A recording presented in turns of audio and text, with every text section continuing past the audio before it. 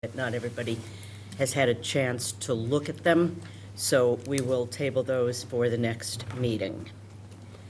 Okay, our first hearing is 0 Main Street. This is a continued hearing. And Vice Chair O'Donnell is the hearing officer. Okay. Good evening, Greg. Identify yourself and the floor is yours. Great, thank you. For the record, my name is Gregory Morse. I'm a registered engineer with Morse Engineering, representing the applicant Celebrity Realty, LLC. We had submitted a notice of intent. This is a definitive subdivision project. This is our second hearing with the Conservation Commission. Since the last time I was before the commission, we submitted a revised set of plans. November 27th, 24 is the date of the current set. We've been to the planning board. The planning board has engaged PGB, Pat Brennan, professional engineer, to do a peer review. Based on the revisions that we made in November, Mr. Brennan's latest letter states that, quote, "We believe that our comments have been satisfactorily addressed on the planning board end." The revisions that we made at the plans based on our Conservation Commission meeting, first off, we had our wetland scientist, Michelle Grenier, visit the site again.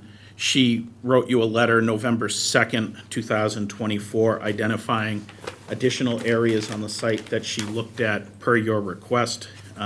She submitted BVW data sheets at those locations and confirms that there are no additional wetlands at the site other than what was identified on previous versions of the plans. Secondly, plan revisions that we made to address comments by the commission. The street trees, we had proposed originally London plane tree and Callery peach. We replaced those with natives, red oak and black gum species. Secondly, we added those BVW sample locations that Michelle identified to our existing conditions sheets of the plans. Thirdly, this project involves a small wetland crossing. This was being permitted as a limited access project. At that crossing, we had proposed a box culvert. We've changed that culvert to be an open bottom culvert. That open bottom culvert is a 20-foot span and it has a 5-foot vertical clearance underneath it. We added around the detention basin a couple of bat boxes to help with mosquitoes and any standing water in the area. We added micrograding within the wetland replication area. As you recall, the project proposes 1,957 square feet of wetland alteration. We're replicating at a 2.2 to 1 ratio, which exceeds the bylaw requirements. So we're replicating 4,260 square feet. We provided the planting plan and micrograding within that. We revised the limit of work associated with the project, most notably around the wetland crossing to accommodate the open bottom box culvert and the retaining walls adjacent to it, and also on the back of all the lots. We made a significant change. We had originally proposed a water main as part of this project. We've now swapped it out to be on-site private wells. So you'll see that essentially at the back of all the lots, there's a private well serving each of the houses. In regards to the detention basin, we changed the direction of the level spreader. We originally had the outlet device and level spreader pointing towards some adjacent upland land area. Your request was to make it point toward the BVW, so we rotated it 90 degrees to do that. The detention basin was originally proposed with a crushed stone bottom infiltrative surface. We've changed that to be a grass bottom on the basin. We've made every change to accommodate the comments that we got at the last meeting that we had. Again, this is a limited access project. It does comply with the bylaw requirements, section 505, 306.3, which is filling of vegetated wetland. Your bylaw allows up to 2,500 square feet to be filled. This project proposes 1,957. In those scenarios where there's filling, the bylaw requires a 2 to 1 replication ratio. We're proposing a 2.2 to 1 replication ratio. and we believe that we meet the standards. I think we've addressed all of the outstanding comments I've heard from the commission to date. I'd be looking to close this hearing if we find that that's acceptable at this point. Okay, thank you. Mike, have you got any specific comments, or should I just call on you as we go through things? One of my specific comments is that in the limited project, it calls out the 310 CMRs that allow for a limited project to occur, and one of the caveats here is that it has to be the minimum length and width acceptable to the planning board, and shall present reasonable alternative means of access to the board. Is this the smallest length and width acceptable by the board? We believe it is. We've actually asked for not a waiver. We've asked for a waiver on the sidewalks to help reduce impervious surface. We've asked for a reduction in that this is the minimum size roadway, which is a type C roadway, to provide access to this number of lots. There's no adjacent parcels that the applicant owns or has the ability to obtain, which he could provide access to, which would prevent the crossing, and we've identified the crossing at the narrowest location on site. So we believe it meets the standard.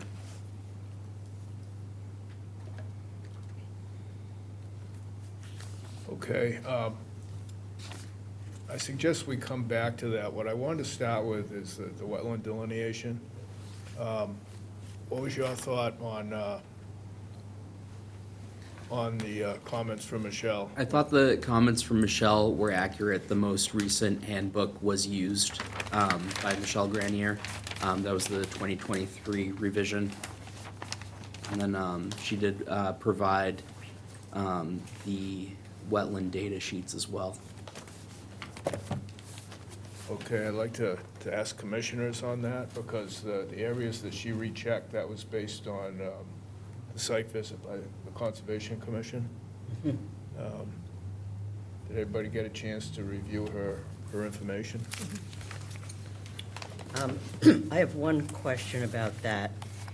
In November, the southeast region of Massachusetts was classified as in level 2 significant drought.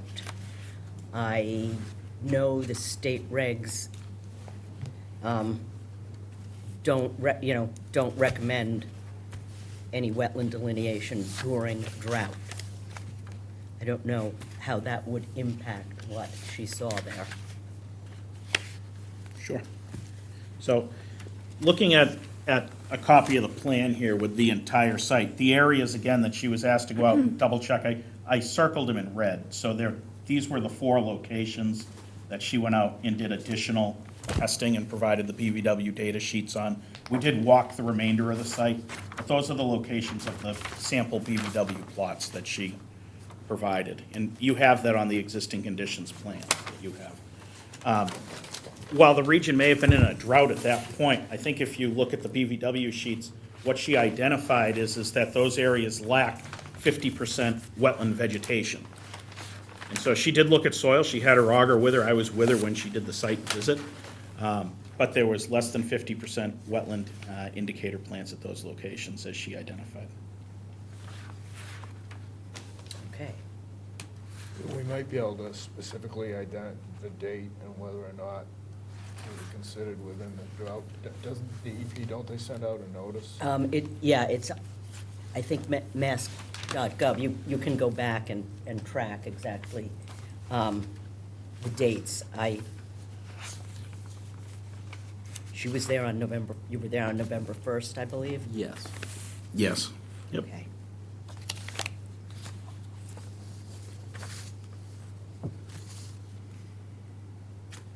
So maybe we can look that up. About comments on the delineation itself?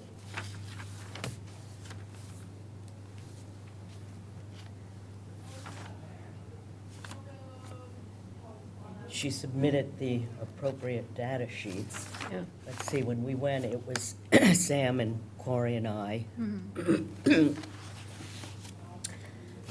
I know I think it was test pit 307. We thought the soils there were potentially hydric. I believe it was 307. It was in proximity to the test pits that were retested by Michelle.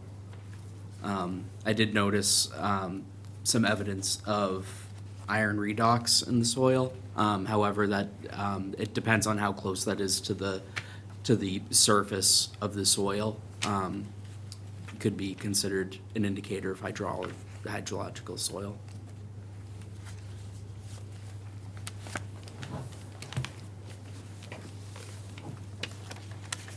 But the soils were also disturbed, I will point that out for the purpose of minutes. They were disturbed by an excavator when testing the different points on that lot for soil testing for the septic systems there. Well, I assume the test points were undisturbed. They were, Michelle's test points with the auger were in natural soil adjacent to where we had done perk tests. What the agent would be referring to is when we went out to do all the perk tests at the site, sure, you would have seen some redox in the disturbed areas from where we did those perks. We did have groundwater and groundwater modeling in all of those holes that we did on that site.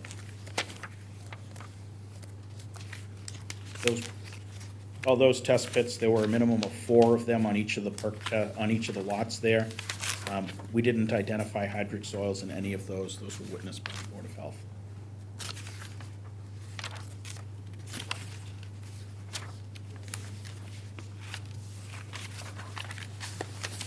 Any of the commissioners want any more clarification on that? Into the sheets. Are you just looking for the right date? No. Yeah, Yeah. no, I was looking up the letter. Oh, From oh, her. oh. I didn't see that in my packet. I might have misplaced it. Did you have a point you wanted to make, Sam? or- No, I was, No, I we're just was answering my looking at the question. letter on my phone. Oh.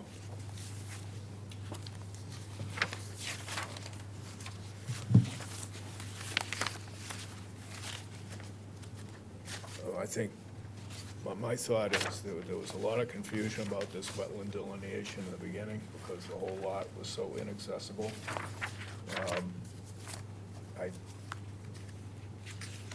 This is probably my weakest area, but I think unless any other commissioners have any further information, I think I'm generally satisfied with the delineation at this point. Everybody, Based on, I don't have the sheets here, but I did read them, and I think that I would have to agree with that. Yeah, I don't have anything specific. the whole thing is a challenging site. But, so if we move on from there, to Mike's point about the wetland crossing, the way I interpret that information about a limited project is they want you to have the minimal impact to the wetland as possible. I know the planning board had asked about a bridge. Unfortunately, they're hearing the minutes, the video of the hearing is not available. Do you want to explain about the pros and cons of a bridge? Sure. A bridge is essentially what we're proposing. A bridge is something that allows the intermittent stream, the wetland underneath it, the natural soil to remain in place, you know, and has an abutment.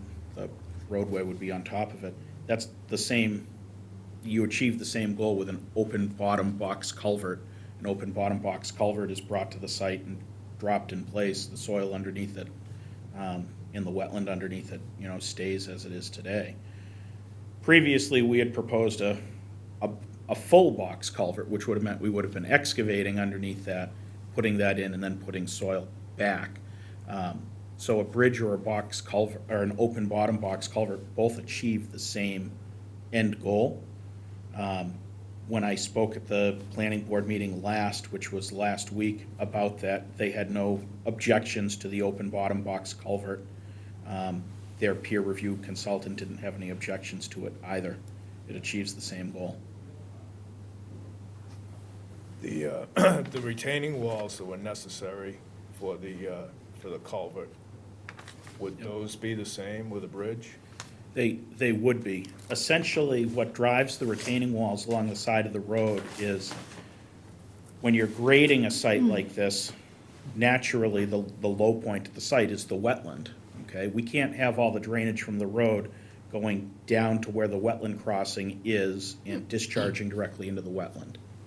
And so what we need to do is we need to raise the elevation of the road at that wetland crossing so we can get the water to pitch away from the wetland crossing on the road surface and get it out into the buffer zones on either side of the wetland, where we can then build a detention basin or a stormwater BMP to treat that water before it gets discharged into that wetland. And so really what drives the retaining walls is the height of the roadway at the wetland crossing, not the type of span, whether it's a bridge, a box culvert, a round culvert, it doesn't matter. What drives it is the elevation to get that stormwater to flow where you need it to go, so you can treat the stormwater. This case here, we ran those retaining walls further than they would really need to be for construction. We made sure that we ran them so that they were at least outside of the 50-foot buffer zone, so that way it would limit the amount of fill placed inside the buffer zone. We could eliminate retaining wall, but it would require more fill and more grading in the buffer. So that's why we have the walls where we do. The height of the road at that location, I don't see that we could lower it in any impactful amount, because we have to be able to convey the stormwater back up gradient to the detention basin. If that makes sense.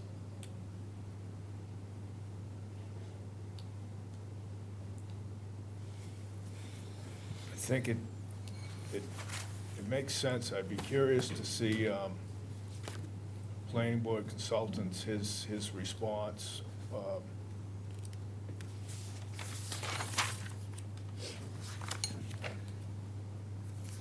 So his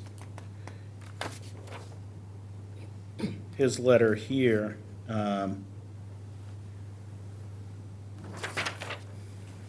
his letter here of December 26th states, "We believe that our comments have been satisfactorily addressed." You know, he didn't have any comments about that in particular.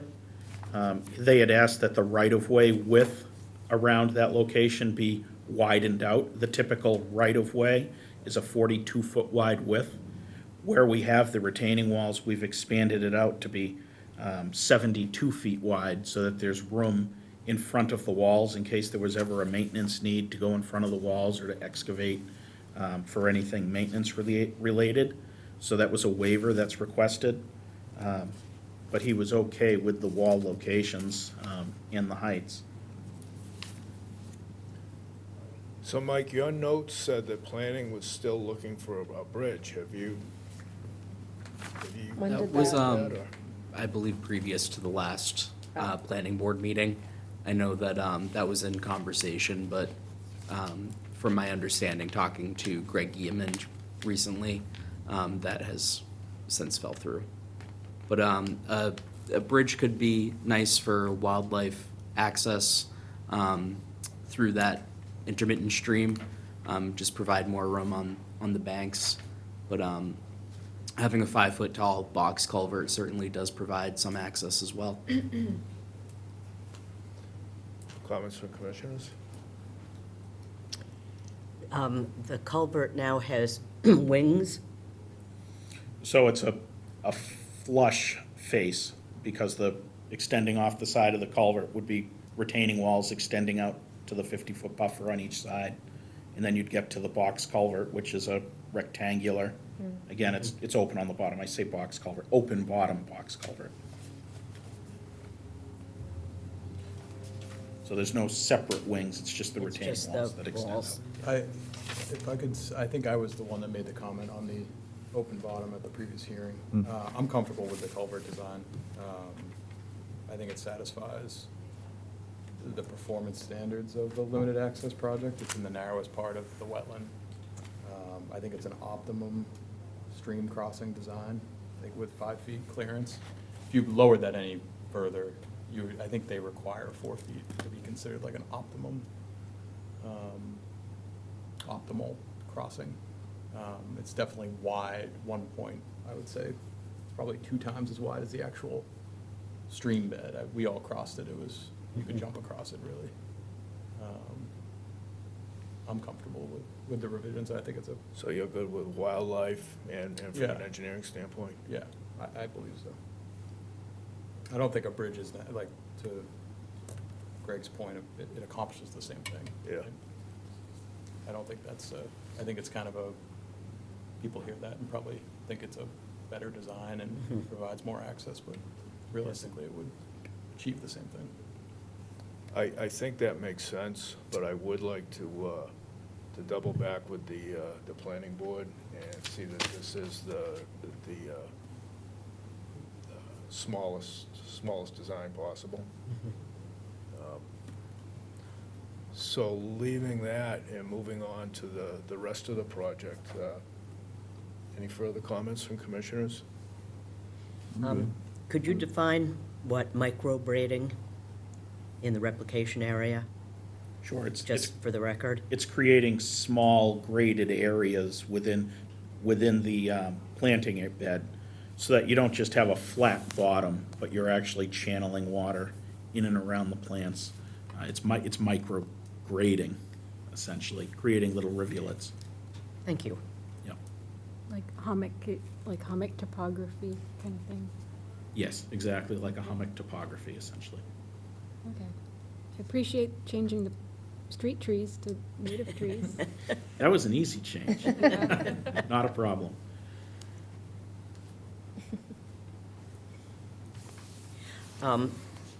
I think I have the fill. There's obviously an enormous amount of fill coming in.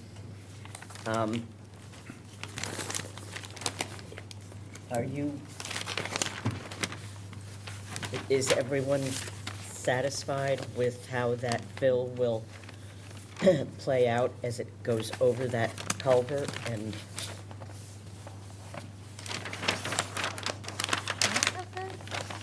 I don't, in my opinion, I don't see Or was that from last time? this site, I mean, we all walked it. This was in Where it's gonna be septic, I think we did the site visit. it's a fill condition. That's just kind of how it's gonna be developed. I don't see it being an issue. Obviously, the construction sequence of getting the roadway constructed to a point that makes sense to have all that amount of truck traffic coming in and out. Yeah, and that's actually in front of the ZBA. Yeah, I saw that. Oh, yeah. But I don't think that's really our. not on, yeah. okay. I think from our standpoint, it's outside the majority, outside the 50-foot buffer. I think they're doing everything possible on the crossing itself to meet the protection with the Act standards, and I think all our comments have been addressed from like a stormwater standpoint too. I'm just curious, so did the conversation happen with the planning department regarding the reduction of lots? Or is this an old comment? That's their, they're asking for a lot of waivers Okay. from their planning board rules, which that's another reason I don't think we should close this, because I don't think we're seeing the final version of what this is gonna be.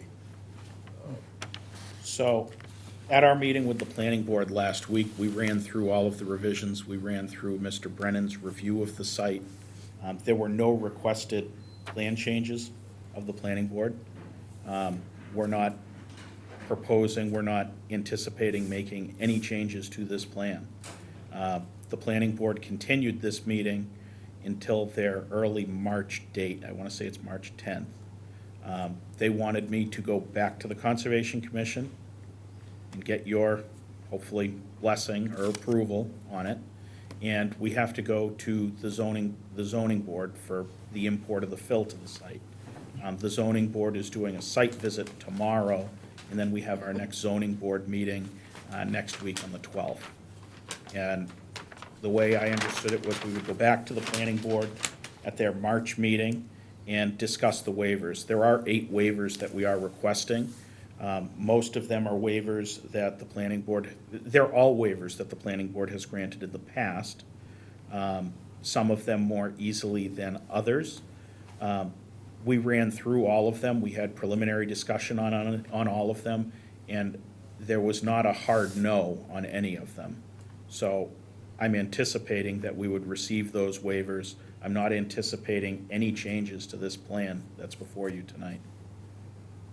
So that's why I felt comfortable saying or even suggesting that we may close this, because I don't anticipate creating any new additional information. When we did the design, we looked very closely at the amount of fill being brought into the site. It's primarily driven by the on-site septic systems, the soil testing, and then providing the appropriate groundwater separations. So we really can't reduce the amount of fill. I think the zoning board understands that. You'll also notice, I've highlighted on this plan, the green areas. The green areas are, what's gonna be left is undisturbed on the site. It equates to 50% of the lot. So this is an 18.8 acre site. We're preserving 50% of the lot in its undisturbed. So we tried to keep everything as tight as we could and keep the amount of fill down. I don't anticipate any changes coming. There's not many changes I could make. I couldn't reduce the road height. I couldn't change the crossing location without making it more impactful. We gave a lot of thought to this design. I don't see any changes between now and that March meeting with the planning board. But in the event that the planning board chose not to grant all of the waivers, that would change the plan, So if they, presumably. it would. And, if you had issued an order of conditions, it would say that you'd have to comply with all other applicable permits. If the planning board chose to not approve one of those, I'd have to come back and seek an amendment with you. I couldn't build this project without planning board's approval. Yeah. Someone needs to approve it first. It's a game, it's chicken. I kind of got from them that they wanted you to be the first ones. Yeah, clearly. So, Well, I think this can work together in that, we said that we're satisfied with the wetland delineations. That was up in the air. The explanation of the crossing, that makes sense to me. I would like to know if they have any ability, if they want it any smaller. My feeling would be continue, but give them this information that, you can move on all these things. We can't speak for them as far as the waivers. They need to decide what they have on that. And then, when we see what's a finished design from the planning standpoint, then we can sign off on ours. Anybody feel different from that, or? I feel differently in the fact that it'd be the burden of the applicant if they want to take the risk and have us approve it and then have a plan change and they'd be required to come back for an amendment. There's no skin off our back, really. Yeah. If we're comfortable with it, like, there's no, Yeah. and realistically, even if this plan, let's say I think the waivers for 10 lots, right? Let's say they said 9 in that event. It likely wouldn't change any impact to a resource area. There's only 4 of the lots are actually in the resource area. Most of this project is regarding the stormwater management system, which most likely is not changing location, and then the stream crossing, which is likely not changing location or design either. No, unless there was some ability to make that smaller, which it doesn't sound like there is. I said I didn't want to get into the possible waivers from planning, but I know one of the things they talked about was the stormwater, that it didn't meet the setbacks from the adjacent lots. Yep. You know, so that would be something that would come to us if that changes, right? It would. It would.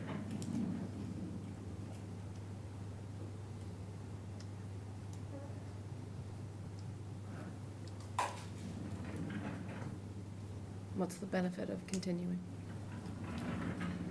Well, I would say the benefit of continuing is To get a final? more for you, not Yeah. necessitating you to come back for an amended Yep. if anything changes. But I If take he- if Sam's you point care, if he doesn't- that, you know, Yeah. I, I'm aligned with Sam. I think, close it, let them go forward if planning slows it down or wants to make changes that you have to come back here, then fine, but Yeah. why? Yeah. I Or mean, with or the zoning closure- too, with the amount Or of. zoning, yeah, but you know, I think that- if we're comfortable with what's presented in front of us, then if someone else has a problem, then, yeah. they come back and then we'll deal with it. But I don't think we should anticipate, a negative coming out of any of these Yeah. meetings. I think we should go forward and then it's up to them. That's what I would ask the commission to do, would be to close this then, if that's, Well, to get If you everybody think else's you have- position on that, Liz, have you got I'm on board with closing it tonight. okay, Corey, Yep. Craig? Jess? Suppose. Okay. At this point, I'd like to open it up, unless any commissioners have anything else, I'd like to open it up to public comments. I would like to ask some questions. Name and address, please. Ed Harlow, 20 School Street, Northborough, Massachusetts. I grew up at 72 Highland Street, and I'm on a butter there.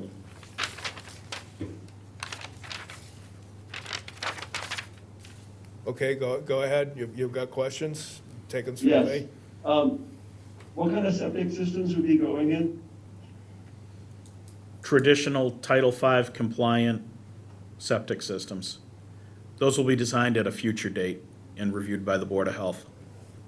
Okay, so the perking was seen as sufficient at in these wetlands to have on-site septic as opposed to town-connected septic? Yes, there's no town sewer available at this site. The Board of Health came out and witnessed perk tests on all of these lots and found them acceptable for individual septic systems. Okay, thank you. I appreciate all the work that all of you have done, including Solidarity and the government, the Conservation Commission and the Planning Board. Thank you for all the work that you're doing. It's I appreciate all that time you all put into it.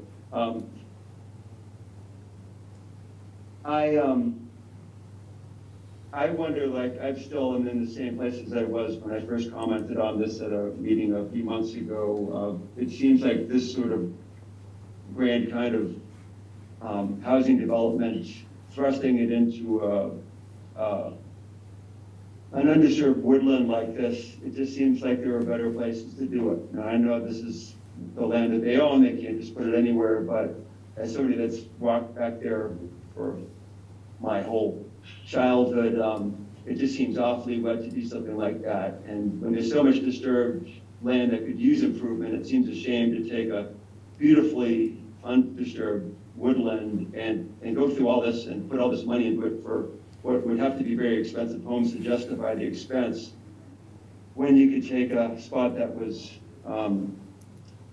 already in need of improvement. So I appreciate you all following the letter of the law and trying to make this happen, but I just have to like put my vote in, or such as it is, to say I wish something like this could go in a place where it improves Marshfield and doesn't kind of degrade it for 10 homes. I'm sure there'll be beautiful homes, but there's so little undisturbed woodland left. I would prefer to see it stay as it is. Thank you. Thank you. Thanks for your opinion. You know, the applicant's designed to the regulations we have in place, and we try to enforce the regulations. It's the best we can do. Yeah, well, with so many waivers, required, it seems like a lot of hoops have to be jumped through just to make it, by the letter of the law. Well, It just seems like, just to understand, that the waivers that we're speaking about, that's with the planning board, and they have separate regulations from conservation. So okay, we're on conservation right now. You should also attend the planning board meeting. got it. Thank you. Thank you. Just like so much concrete and fill and all this to make it habitable for humans. It just seems like a lot. And they'll have to be very expensive homes, which I'm sure, again, will be beautiful. But if we could only be in another place where we could be improving the land instead of, kind of taking away the few natural places we have. Thanks again. Okay, is there any other public comments? Yes, this is Catherine Harlow, Okay, and your address, please? 2079 West 38th Street, Cleveland, Okay. Ohio. And your question? I'm Or in the comment? I'm in the same position with my brother Ed, as having 10 houses in the middle of a mosquito-infested area that's been enjoyed by animals for decades, if not more than 100 years. Since it was farmed so long ago, is really too bad for Marshfield. I hope nobody buys the houses, because who would want to live there? That's it, thank you. Okay, is there anybody else, in public?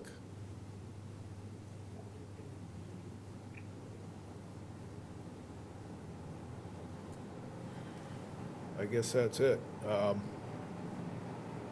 Mike, any special conditions?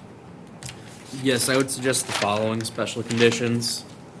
General conditions 1 through 18 are standard special conditions. Prior to construction, condition 5 and 2, to have a pre-construction meeting and have the site staked out. During construction, condition 11, ensure best management practices are followed. After construction, condition 1, to file for a certificate of compliance. Erosion control should be in place during the duration of work, and to have require 2 years of monitoring by a qualified wetland professional for 2 years after that planting has been completed. Mike, I have one question. Is general conditions 1 through 18, does that include the submission of weekly soil erosion sediment control reports to you? Not particularly. Could we do that? Just I would assume this is going to be a relatively long construction period. Yeah. If the applicant could submit all of the required reporting for erosion control that takes place, be submitted them to Mike, or on a monthly basis, submit those reports to Mike. So this will require a SWIP permit, an EPA NIPDES permit. Yep. So yeah, we can provide copies of that, and there'll be at least monthly site visits on that, more frequently if there's rainfall events, so. Now, does that go through the peer reviewer for the planning board too? Does he get the same thing? We haven't discussed what their conditions will be. I expect that would be a condition, though. It typically is on a subdivision. So if you share the information with conservation, Just so I know we've had recent erosion control issues. I don't see this being one, but you never know. Right. Yeah, well, that's good. it's fair. At this point, I'd like to make a motion to close the hearing and issue special conditions.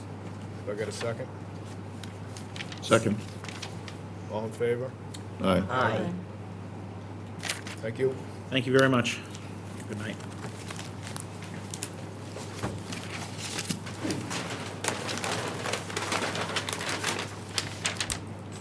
Next, we have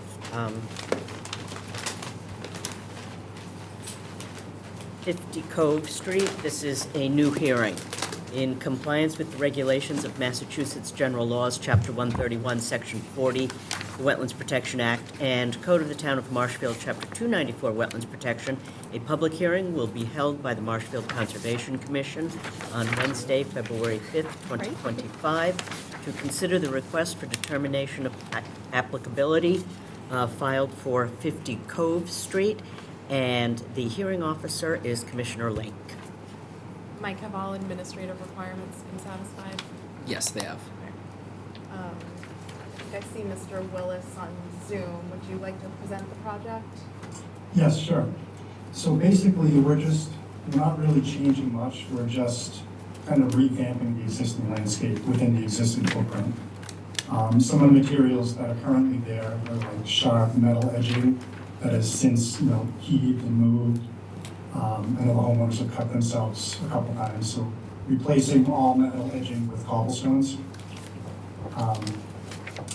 The walkway going up, both walkways on either side of the property are 1.5 inch round stone, which is very kind of unstable footing. So one walkway we propose to do, make it a permeable paver. So it's just a simple walkway up with a post and rope railing alongside it. And on the other side would be removing the 1.5 inch gravel and replacing with like a pea stone or something smaller. Just a little bit easier on the foot and to make your way up the hillside. And again, on that side would be a post and rope railing as well. Another issue we had was the dune between the patio, the dune, and the seawall is like the migration of ticks. So there was like a problem for the homeowners continually last year because the dune grass would just kind of brush up against them. So we're proposing to kind of do a stone buffer just along the walkways and the patio to just prevent the ticks from moving in. And also redoing the 2 existing sand walkways with pea stone and kind of creating different little patio areas, but again, so like the ticks don't encroach in those little areas that are currently existing. Any beach grass or the dune grass that we're taking out would be either transplanted, saved and transplanted, or if necessary, we would purchase more and transplant to make sure we maintain a healthy beach dune grass area. Any additional plantings would be approved native plantings through the Mass.gov website for coastal landscaping in Mass. So one area would be like bayberries, we mix them, but really we're trying to just keep the dunes grass as is. And just basically make the property a lot more safe and accessible to the homeowners there. Thank you. Mike, did you have any comments? Yeah, there's additionally, they're proposing to put in some granite steps here on the corner of the home. I took a photo of the current condition. Currently, there's just some cobble, essentially, that's been piled up and used as a pseudo staircase. So I can see the need for that. And other than that, everything will be pervious construction, and just replacing these metal siding or edging, essentially, to keep the gravel in place and prevent the homeowners from cutting themselves, as the representative has stated.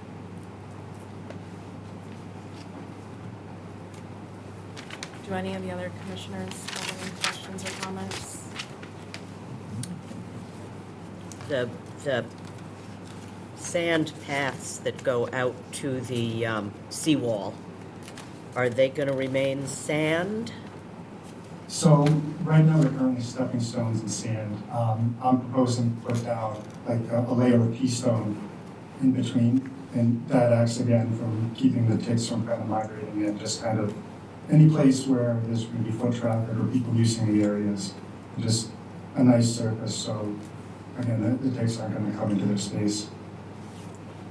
This is coastal dune. Is Correct. the flagpole already there? Yes, it is. Okay.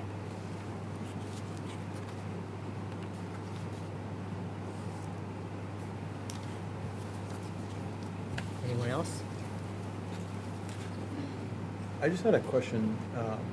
Mike, did the applicant come speak to you on guidance on this application? They spoke with Liz, I believe. The extent of the work proposed, I'm surprised a notice of intent wouldn't be kind of applicable with this project, as opposed to an idea. I don't know. Seems like the work's semi-substantial, Kind of agree with that. and it's on a coastal on the dune. It abuts the beach. Like it's, I don't know. I don't know what. I've always been slightly confused on what qualifies an RDA versus a NOI on like a project like this. But I don't know. Actually, didn't the DEP give us some comments on one close? We got slapped on the wrist by DEP at a Cove Street property that was doing landscaping in the coastal dune. And they were not happy with our decisions to allow they had steps going up. And so, yeah, that's why I was kind of wondering about those paths and the flagstone right up against the seawall. Would you prefer to stay as a stepping stone path, like through the sand, like as is? I mean, we're happy to work with you guys. This is kind of just what we proposed. Beach grass.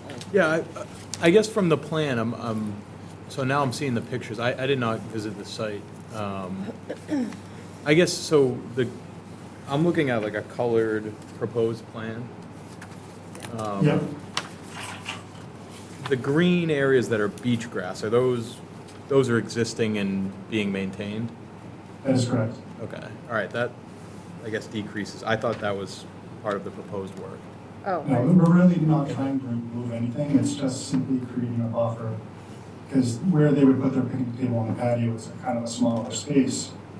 The grass would actually kind of brush up against them, and the ticks were a real problem. As opposed to throwing, a lot of chemicals in the area just to fight the ticks. This was an approach that we kind of wanted to, and from the CDC website, it comes directly from that, to have a stone buffer or border, which there should be a little pamphlet inside that kind of details that.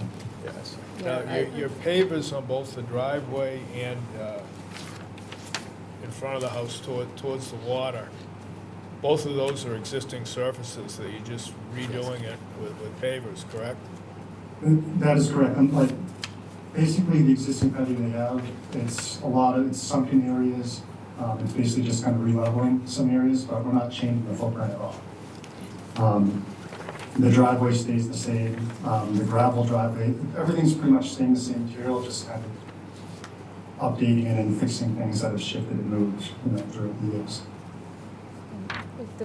I just have some concerns that, I'm not sure what's existing and what's proposed by looking at this plan. So Like the boulders, are those existing or proposed? Yeah, there are a few boulders, there's so by the street and the cobblestone apron that's currently there, there's boulders on the corner and they're kind of staggered throughout the property. And anywhere you see in the colored plan that is blue is currently just flat beach rock. So, and anywhere that's, the green is the dune grass, blue is the beach rock, which is currently existing. And the kind of the tannish would be pea stone, which is currently existing. So it's really just, and anything that where you see plantings, currently, instead of mulch, there are seashells placed down. So we're keeping all the materials, like the same general idea, just kind of revamping and making it safe.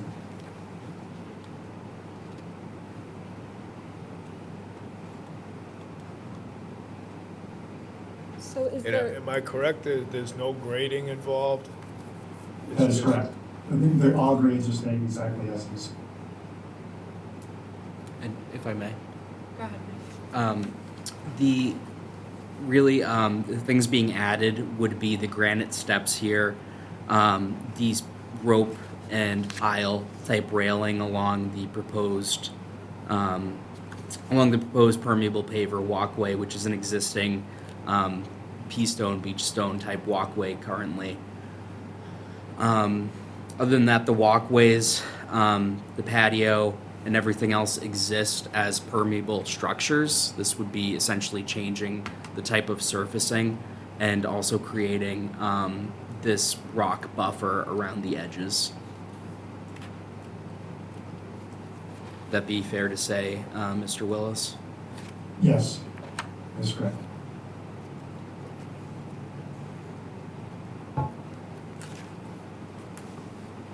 Also, if I may, the building commissioner has no issues with this project as well. I know the last property on Cove Street was kind of in response to some floodplain violations, if I'm thinking of the right property. The one we got in trouble for is the very first house, when you go in the dirt lane, Okay. and it's right in front of you. DEP objected to our permitting of the landscaping on that property. What was the extent of that project? Was it similar in scope to this one? It was or- granite steps that went up in the dune, and it was when I was first on the commission, because I remember going out there and looking at it and thinking, I don't think that's what we're supposed to be doing, but nobody else had a problem with it, so I I went along. And DEP did reprimand us. So these granite steps are already here, though? They're just, or they're concrete now? Can you go back to Existing, the There's- or photo? stone? There's one granite step, it appears, and then just a pile of stone. Right, So there's, well, this is actually a landscape tie at the top, but there's just these piles of stone leading down to that pathway. okay. To me, it seemed like a like for like, with just a better quality Right. material. Yeah. Yeah, I have no issues with the stairs. Those seem Yeah, those are, We're reasonable. replacing. yeah. But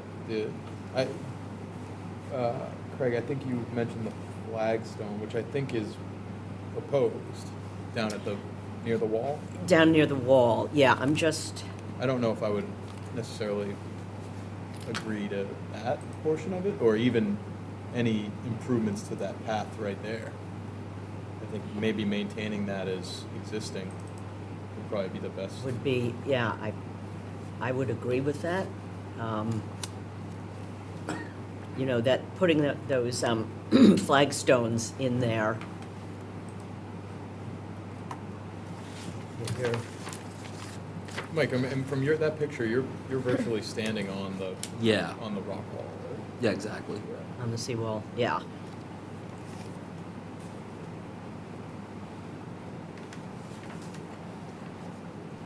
Yeah, so beach grass would have to come out to put the flagstones in.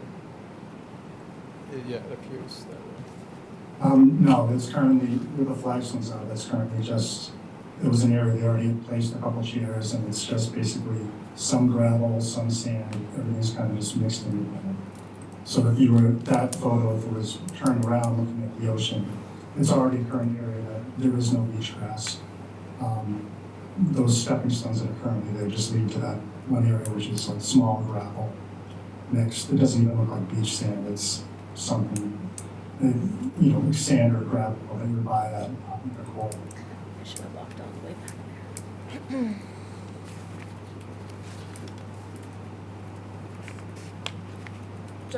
Just to be clear, but in that area, you are proposing the larger flagstones? Yeah, it was just something using larger flagstones, just as a level surface to step on, not be in that kind of the gravelly, it's just simply a new top coating for the year.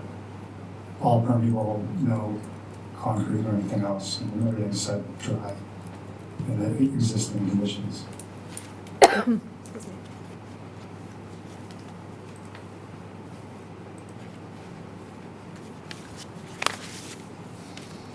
Does Andrew have any comments on this? Did you say he's good with it? He's good. Good with everything. I guess I'm confused. We're looking at a picture that, this looks like a stone path, but what I see on the plan is a sand path. Yeah, I do not install any of this. This is just, since I visited, this is how everything was. And it's the same on the other side as well. Yeah, this plan is, I think, maybe older. They've already altered some things. I don't know, this doesn't have a date on it, but, So this says 18. oh, okay, it does have a date on it, August 18. I don't know what that's referring to, but, I don't know, like, Pulled up some satellite imagery here as well. This is from 2024, October 12th. You can see that flagstone goes up to this kind of sitting area here. There's currently only a few blocks of flagstone in that area, so it would be expanding that material. I have another I mean, Mike, you pulled up the GIS. I know the property lines are not accurate. Yep. But it doesn't appear this was surveyed. Is that part of, based on the GIS, no, but this plan, it appears it is? Is that the property line go all the way to the seawall?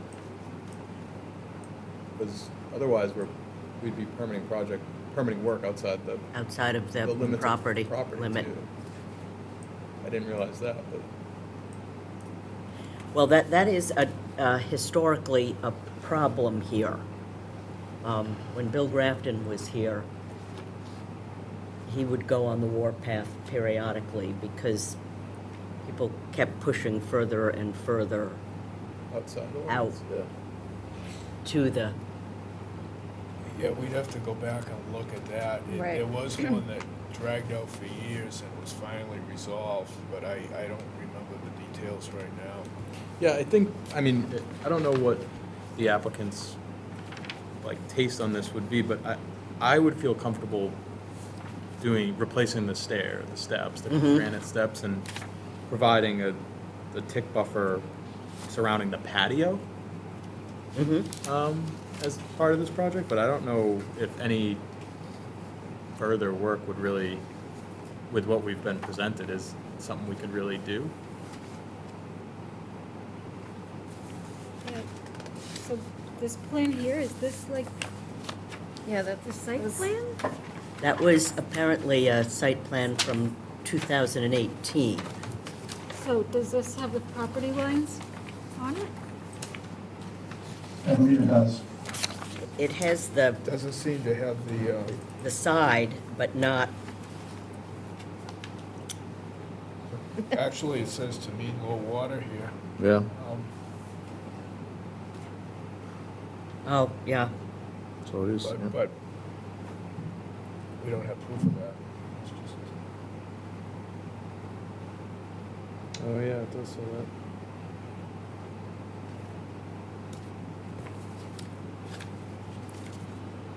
I think I'm in agreement with, with Sam, put the granite steps in, put the cobblestone to try to aid in the tick situation. But I'm I'm not a fan of the flagstone out there at the end. No, it sounds like what's already there, that, I'd like to keep it that way. I wouldn't like the addition of any big Any flagstones. more stonework out there, even it's pervious, but I just don't, Bert, did you mention, this is the plan, I actually didn't see this plan in the pack, but Yeah. is that what you're mentioning, where it says sand path versus the? Yeah, but now, this isn't actually of what they want to do. This is an as-built from 2018. Right.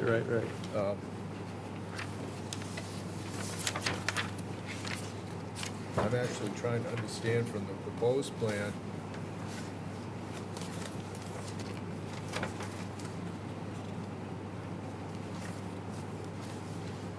And the proposed plan is basically a direct overlay of what is already there.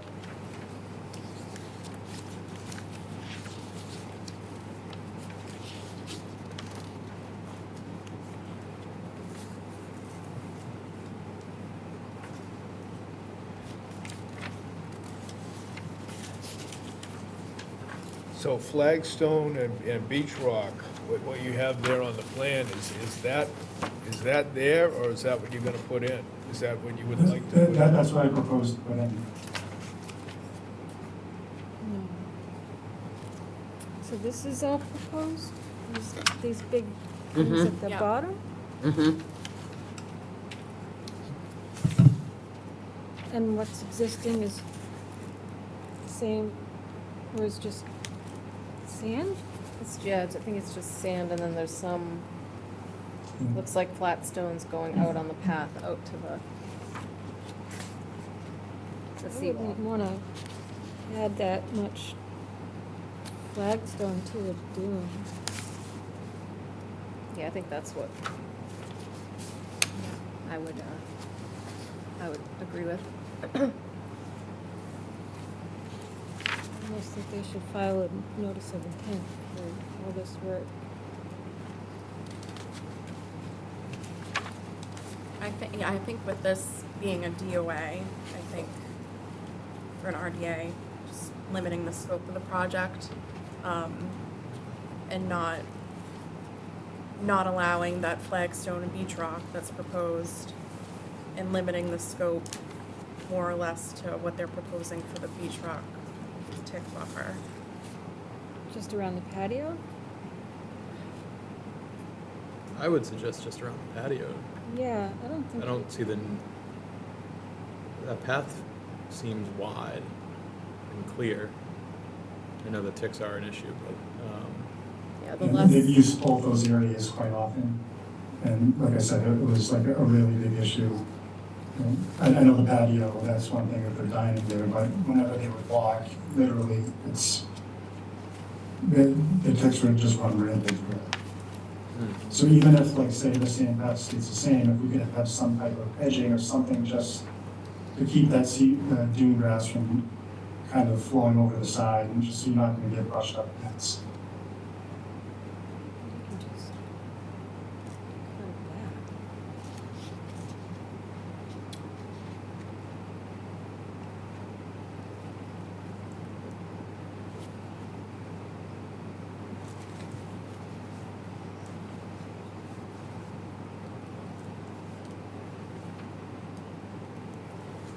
Well, I'm Russ? fine with everything from the patio back. I'm not fine with the flagstone up against the seawall. The, cobble or whatever all around there,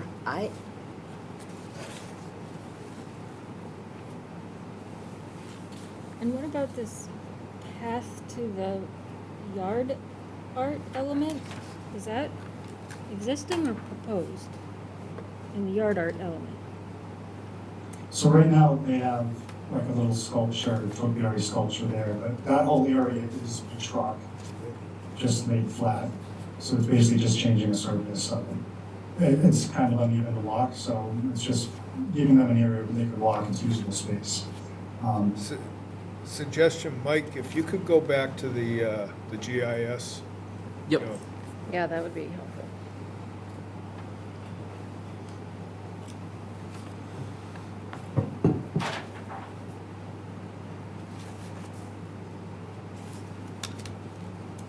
It doesn't really show in that picture. If you can, I don't know if you're able to see more towards the road.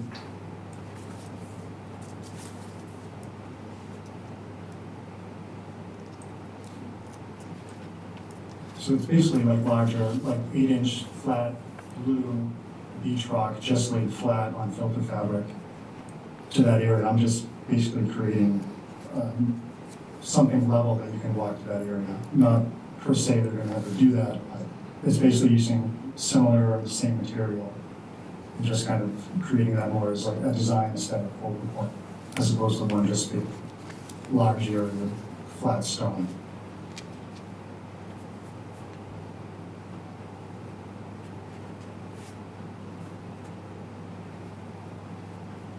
I don't have too much of a problem with that, seeing how it's, what the existing looks like. But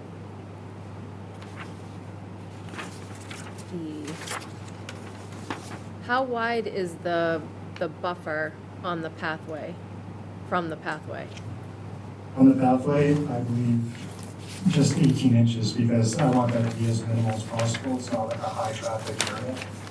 Any place that was more high traffic or where people were sitting and congregating, that was where the buffer was a little bit larger.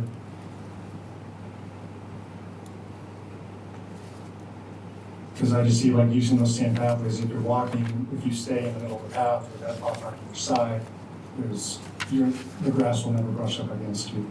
It's not something where you're going to be sitting or kind of hanging out in that area. It's just a means to get to your designated space.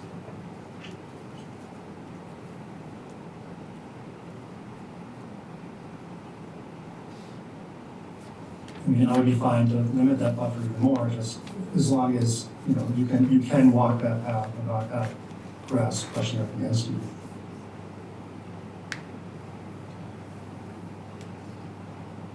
Yeah, I've never been very successful at tick control, but it just seems like if you're not walking through the tall grass, basically you've got most of it beat. I mean, yeah, if you live in a sand dune, you're gonna have, you would expect to have ticks. It's just part of living there. Yeah, I've never seen a tick barrier proposed. I don't know how effective it will be, but And I went straight to the CDC's website, and that was the recommended distances. They recommend, you know, minimum of 3 feet on either side, which I know is way too obstructive, and we don't want to take that too out. We want to just, you know, basically, we want to save and preserve everything that's there. We want to keep working towards that. So this isn't something where we just want like all hardscapes and then kind of take away. We want to keep the integrity of exactly existing what's there, but just slightly improving it.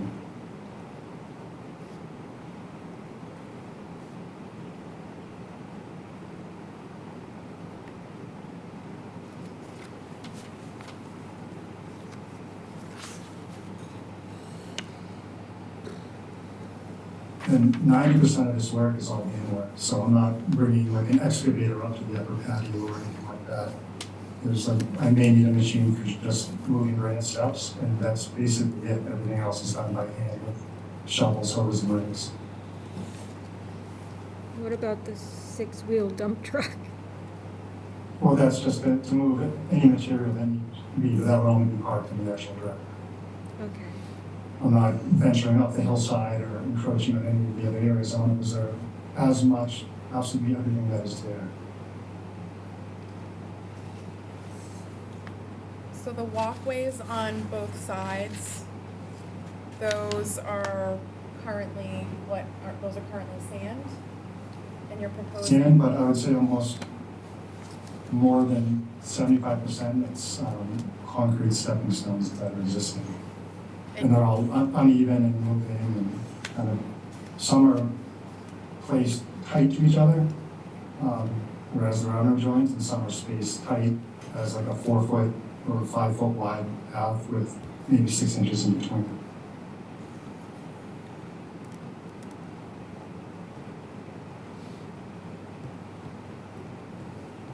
And that's where you're proposing the keystone? Correct. Okay.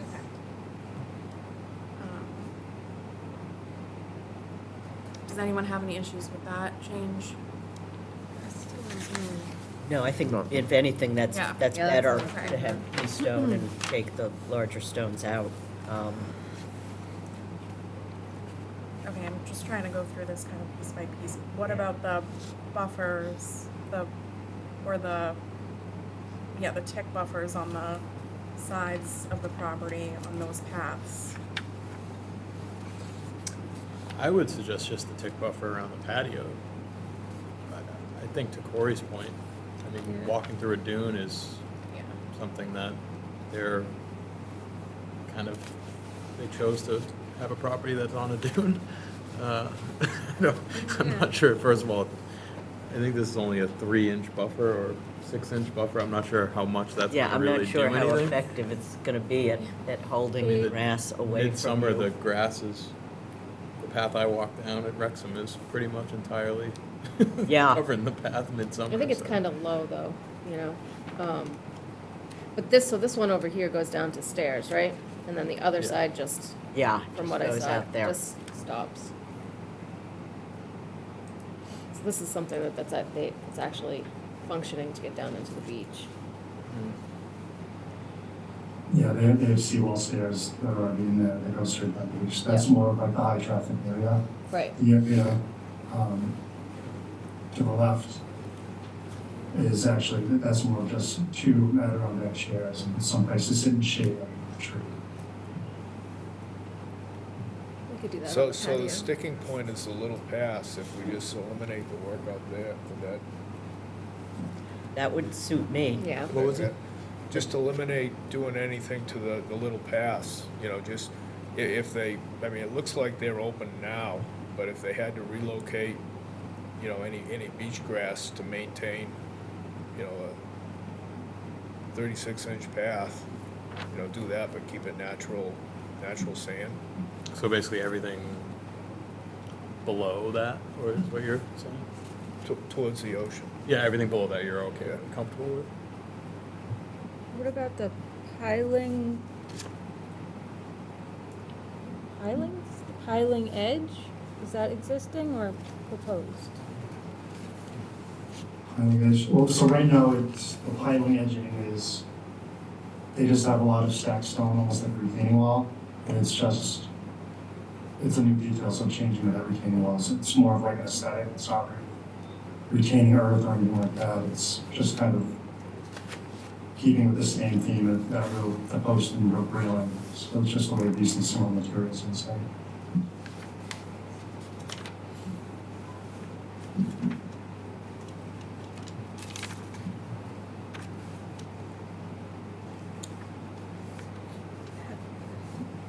Do you know how tall they're gonna be?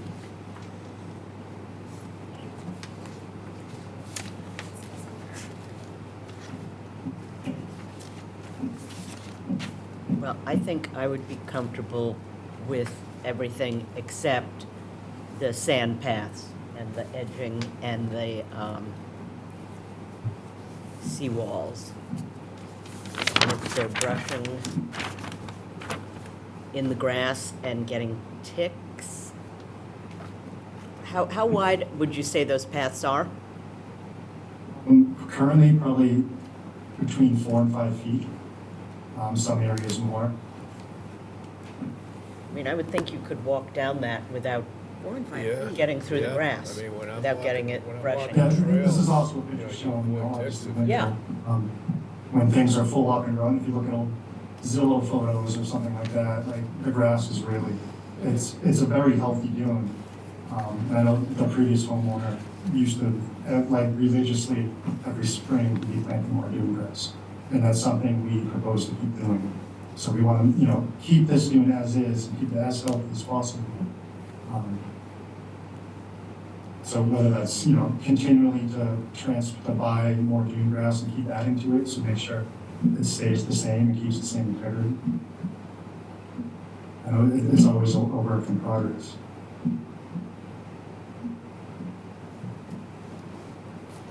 But I think the compromise here would be allowing a small buffer in the back and not allowing, you to go ahead and do all of this on the side as well.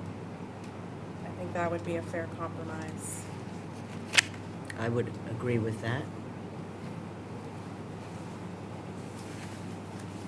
That's what I thought before, yeah. Okay. So I think allowing going off of what you're proposing, I'd be okay with allowing that tick buffer in the rear, the granite steps, the change in the material of the paths.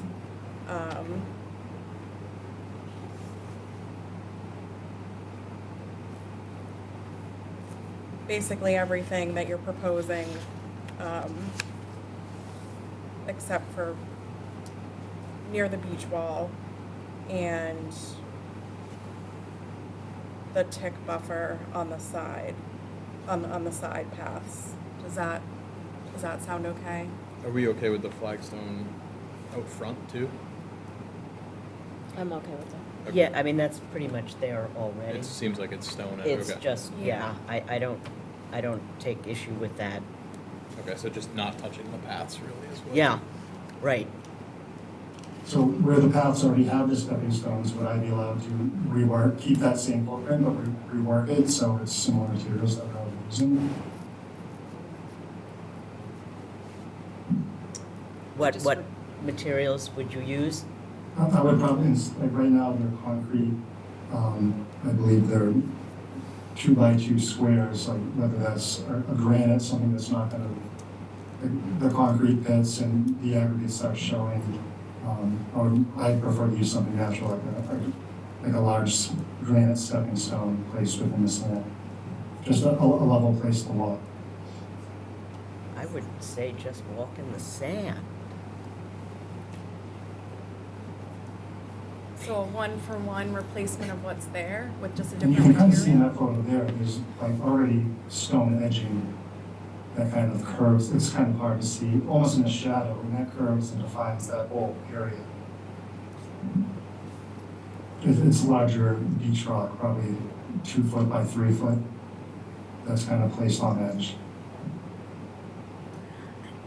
I would say either leave it all alone or take the pavers out and just have a natural path. I'm not quite sure why, you have to have a perfectly level stretch to walk to the beach. Yeah, beside, like, from what's already there, Yeah, and you already have a little, as you point out, a buffer against the Yeah, and that's basically what I'm. beach grass.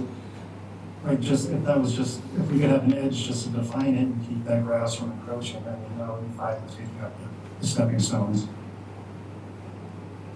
but isn't that already an edge though? What, I'm just unclear as to what you're proposing. Are those stones or on that side? Where the That's shadow right. is? Yep. Can I make a suggestion? The applicant could resubmit a site plan with their understanding of what this patio or this walkway area will look like. And then we can review that at the next meeting and continue to the 19th. Because there seems to be some back and forth about, what exactly these pathways are going to look like, how it's going to be edged, etc. So just having the site plan redone, in particularly this area in the dune-like environment would be beneficial. I think when I went out there too, I didn't look in the way that I would look again. And I would like to go back and review what the DEP comments Yes. were 5 years ago on that other property on Cove Street and see what their objection was to what we allowed. Yeah. When I thought of that, I thought it was more impervious than what this is. I That's why I think- thought this one looked pretty good. I Yeah, think yeah. you're right, But I but, see the point on this. yeah, And it doesn't mean that it necessarily could be denied, but I think No, more but, information but I is- just want to yeah. make sure everybody's doing the right thing. Right, right. So could you provide us with a revised plan Yeah, absolutely. showing your proposals for this portion? Just mainly the two sandbats in that little flags seating area. Yeah. Yeah, that would be really helpful. And then just so I'm clear about everything from like the patio to the street, that no issues with that. Except for the edging. Yeah, except for the edging on the side of the pathway, of the walkways. The tick buffers that you're proposing. Yeah, and the tick buffers are only against anywhere where there's dune grass.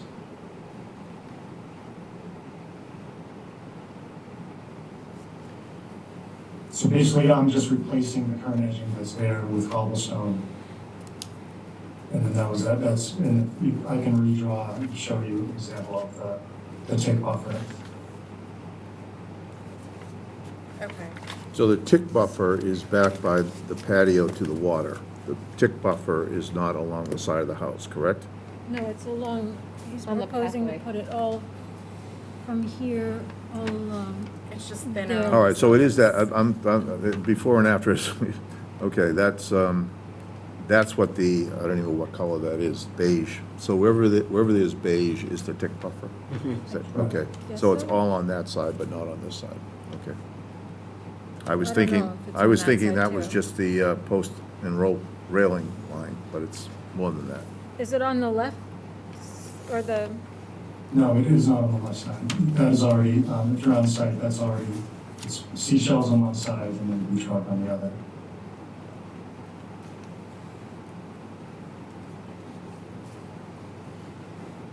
All right, so were we saying that we're not okay with the tick buffer behind, to the front of the house by the road on that side? Yeah. Okay. Well, if there's a rail, you have posts and rope, Right. Yes. But that's acting as the wouldn't, buffer right there. wouldn't that suffice? Yeah, and that's one thing I wanted to, I mean, obviously, I'm not gonna, until anything's approved, I'm not gonna put a post in the ground, but I wanted to install the post and play around with the idea of maybe you have not just one rope that goes through, but a lower rope that prevents the grass from blowing over to the side, to the walkway, so that's actually retaining the grass and it's not flowing on or brushing up against yourself. so that would be preferable. Because it looks like on this side, they're just doing the pilings. They're not clearing anything. And then on this side, they're clearing the beach grass and putting the pilings in. So where the mouse pointer is now, that's currently all the stacked stone and the rock, so we're actually reclaiming a little bit of the beach grass in that area.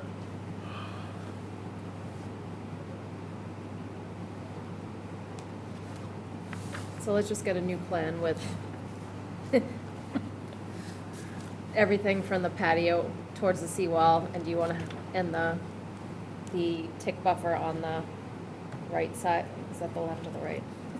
Sorry. Right? Plan Is right. there north? I guess it's Plan the right. east? Facing the house. Right, so- To the right. Yes. That, Where's the water? Where's the ocean?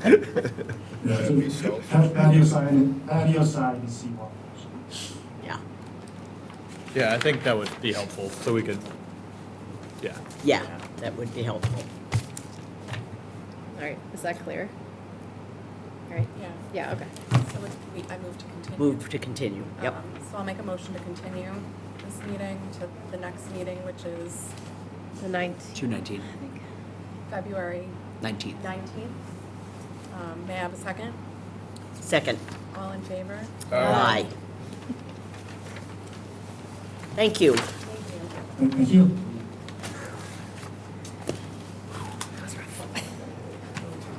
That was easy. Okay. Next new hearing. 31 Olympia Road. In compliance with the regulations of Massachusetts General Laws, Chapter 131, Section 40, the Wetlands Protection Act, and Code of the Town of Marshfield, Chapter 294, Wetlands Protection, a public hearing will be held by the Marshfield Conservation Commission on Wednesday, February 5th, 2025, to consider the notice of intent filed for 31 Olympia Road. The hearing officer is Commissioner Miles. Okay, Mike, can you confirm all administrative requirements have been met? Yes, all administrative requirements have been met. All right. Are you the applicant or? Yes, I'm the representative. Okay, do you want to explain the project? Yes, thank you. Good evening, members of the commission. Brad Holmes with ECR. On behalf of Mike Robertson for 31 Olympia Drive, we've submitted a project without any tick buffers. We may have some. We have a property that's at 31 Olympia Drive, and it's within the coastal flood zone. We're in land subject to coastal storm flowage. We're not in any buffer zones to vegetated wetlands, but we are within the coastal flood zone. And what we're proposing is all interior work in the sense that we're raising the building up a foot so that we can be in compliance with FEMA. So this is a FEMA compliant foundation project. It's a concrete block home now. It's in an AO3, which means there's a 3-foot depth of floodwaters that comes into that area, and they need to raise it a foot. It's going to be raised about 1.5 feet, so that they can be in compliance with FEMA, so that the first floor elevation is above the flood zone. There will be flood vents installed as part of the project, so that it will be, the pass-through, so it will be. So it's a simple project. It's just to come in front of the commission because we are working in land subject to coastal storm flowage. Will be work, on site. It will be jacked in place, so that it's not something that the house will be moved off and then repositioned back on top. It will be done in the same footprint. So we're bringing it into compliance with FEMA, adding the flood fence. So overall, it's compliant. It's bringing it into compliance. We have submitted a floodplain permit, so that's in the works. And I did get a email back from Andrew Stewart today that a zoning board of appeals application is needed, or permit is needed. The application has been prepared. We haven't submitted it yet, but that's in the works as well. So hopefully we can proceed with conservation and then move to the next step. Okay. So once it's elevated, you'll be able to fill in the crawl space? Yes, that's, as noted on the plan by Victor Pop, if that's the requirement to fill it in, then that will be done. Yeah, I think it is, because you wouldn't want the lowest grade below or you wouldn't want it to be below the base flood elevation.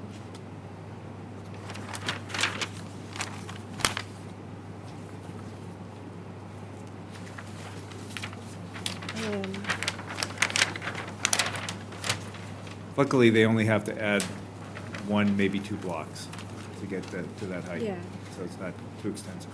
I mean, I think it's good for the homeowner to raise the house. I don't think it's going to be an impact to the resource area. Mike, did you have any special comments or anything? This project is in the same area as the other continued project on Oregon Road. This lot, however, has been fully built out, essentially. There's a deck covering most of the property in the house. There's no real changes to the impervious area. So it would just be essentially taking the existing foundation, elevating it up, and then backfilling it so it's level to the adjacent grade. Yeah.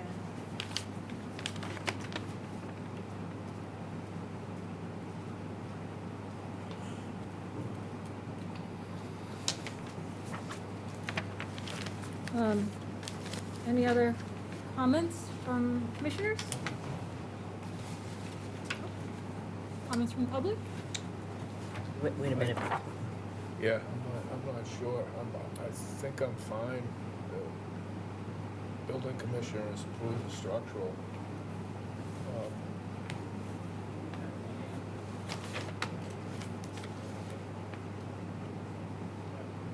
Do we want to get into the resource? So, since it's not a new foundation, they're working with an existing Right. foundation. I don't think we can require the same standard as for a new A new structure. And I don't want to. I think what's proposed is fine. Yeah. I think it's worth noting, just for the record, that the building commissioner did issue a comment. His comment for this project was, this property is located in the R3 zoning district, AO3, SFHA, and a Barrier Beach coastal wetland resource area. Which was. Yeah, but the applicant wouldn't be able to do piles anyway, because they would have to move the house. Right. The house, yeah. And there's no way there's nowhere to move it to.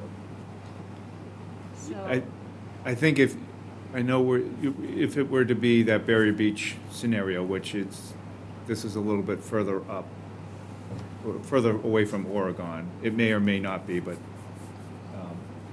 if it were, I think what would happen is, I think it would, if you were increasing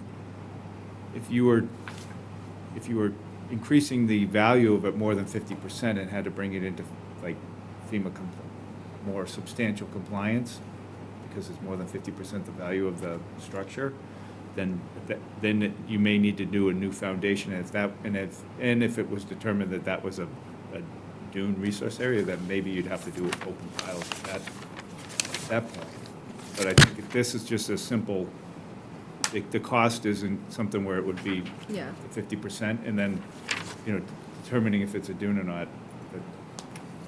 But Andrew's it comment, is substantial repair of a foundation, so, the originally proposed project is a substantial improvement.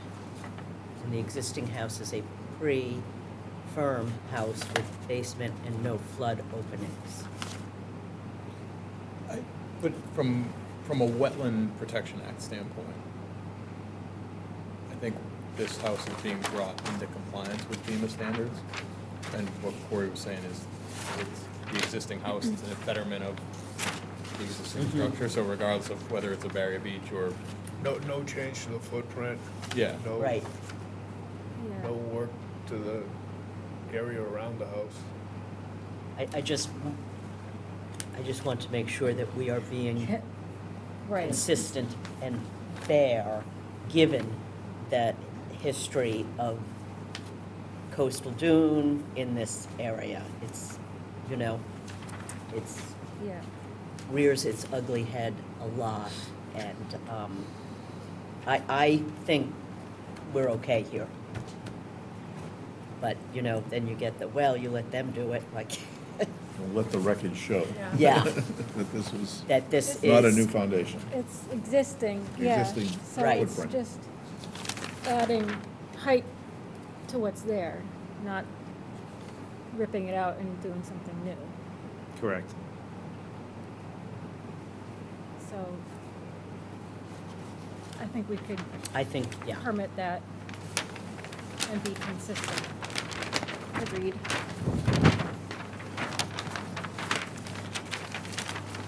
Okay, I'm good. Are you, everybody good? Okay. Yeah. All right.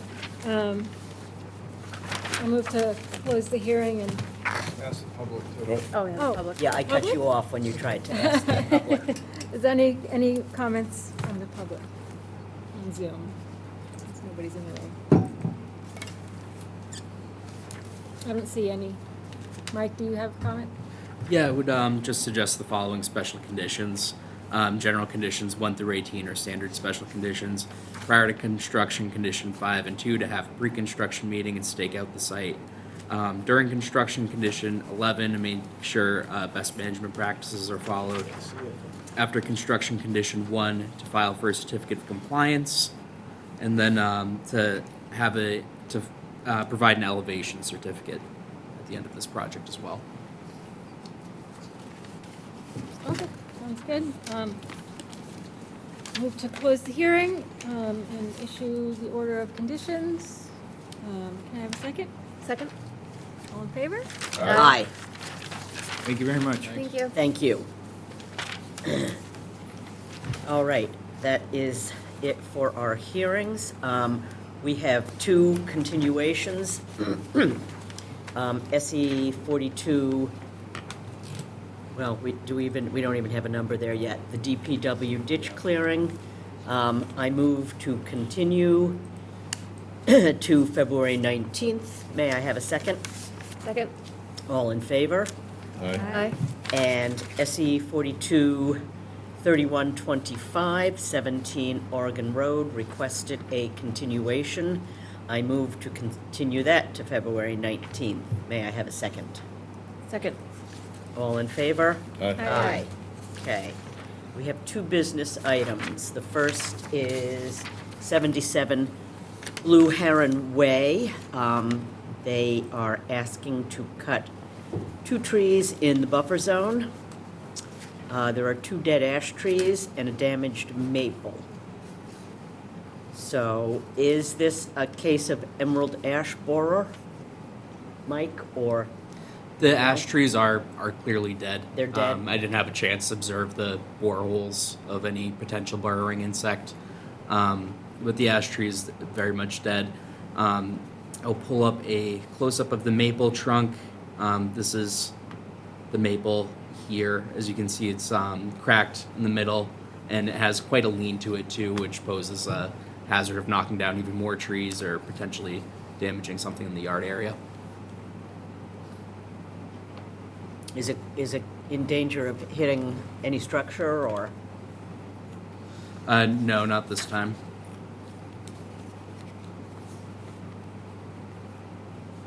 And these are in the buffer zone. And is the homeowner going to bear the cost of this?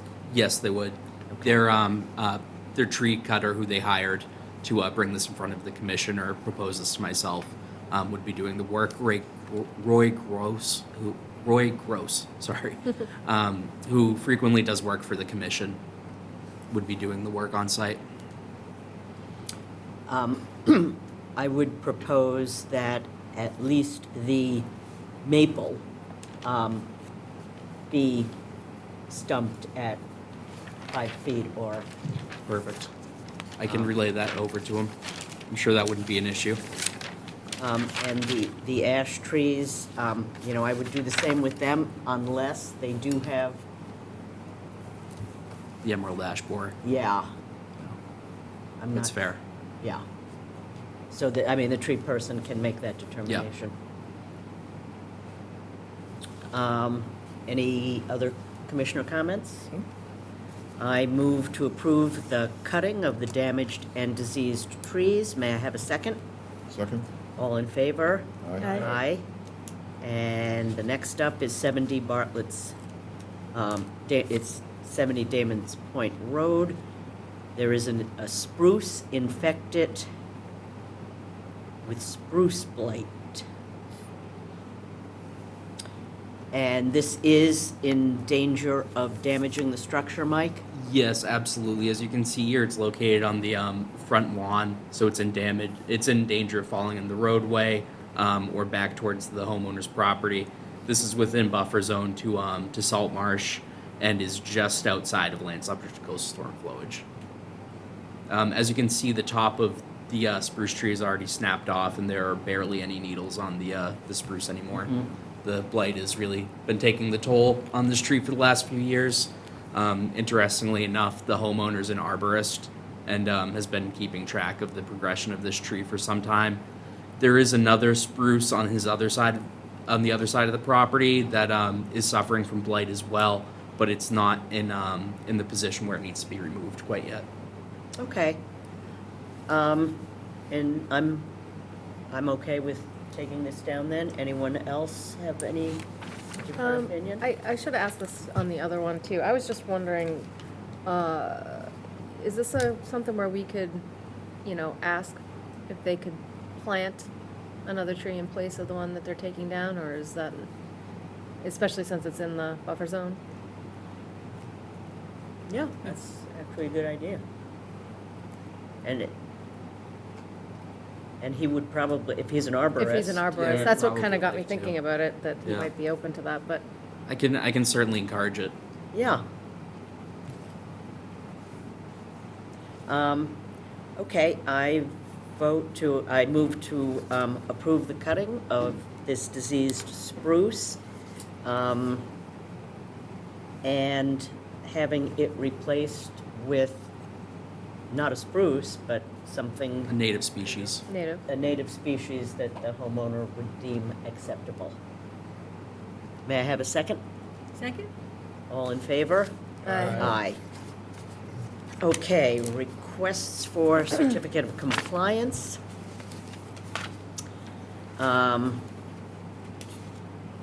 So we have SE 422776 and SE 422887, which is Brewster Road.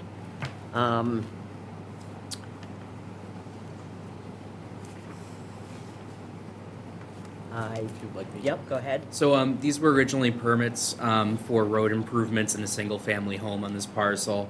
At the last meeting, Mr. Oakes came in and permitted a vegetation management plan as well as a as well as a planting plan on this property. So since the road is not being improved and there's no single-family home being built on this property, the existing notice of intent numbers SE 422776 and 2887 would be invalid. Okay, I move to declare these two invalid. May I have a second? Second. All in favor? Aye. SE 422972, 113 Bayberry Road. Do we have an updated plan I yet? know Rick Servant is working on that Okay, currently.